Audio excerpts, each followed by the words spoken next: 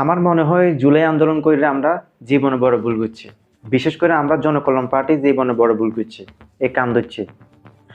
আজকের টকশোতে জুলাই আন্দোলনের অন্যতম মহানায়ক আমার খায়রুল দেওয়ান লিডার সহকার আপনারা সবাই আছেন।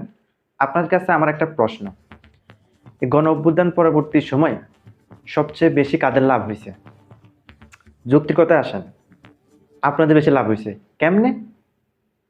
আপনারা দল গঠন করছেন, দলের নিবন্ধন পাইছেন, এমপি মন্ত্রী হয়েছেন, সর্বশেষ সবাই বিয়া কইরা সুন্দরী সুন্দরী বউ পাইছেন।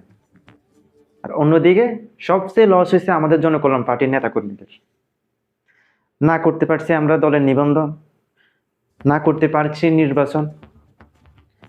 আমাদের নিবন্ধন নাই বুঝলাম, কিন্তু আমার এরা খায়রুল দেওয়ান ঢাকা ৮ এবং ঢাকা ৩ থেকে স্বতন্ত্র প্রার্থী হয়ে নির্বাচন করতে চাইছিলেন, কিন্তু সেখানেও তিনি নির্বাচন করতে পারেন না।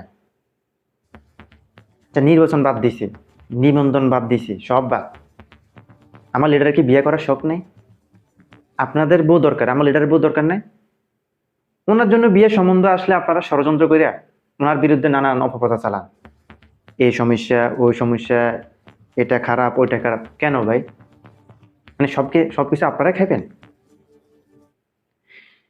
জুলাই আন্দোলন হয়েছিল বৈষম্য মুক্ত বাংলাদেশ গড়ার জন্য, কারণ সেখানে আমরা নিজেরাই বৈষম্যের শিকার। অথচ আমার লিডার খায়রুল দেওয়ান জুলাই আন্দোলনের সময় শাহবাগ সেক্টরের কমান্ডার ছিলেন। মুহুর্মুহু আক্রমণ, দর দর দর অ্যাটাক বইলা তিনি মাত্র 5 মিনিটে, আই রিপিট, মাত্র 5 মিনিটে পুরো শাহবাগ সেক্টর ক্লিন করে ফেলেছে। অথচ আজকে আমাদের মূল্যায়ন নাই। আবারও একটি গণ অভ্যুত্থান হবে, খায়রুল দেওয়ানের নেতৃত্বে বাংলাদেশে আরো একটি গণ অভ্যুত্থান হবে। সেই গণ অভ্যুত্থানে বাংলাদেশের 20 কোটি জনগণ রাস্তা নেমে আসবে।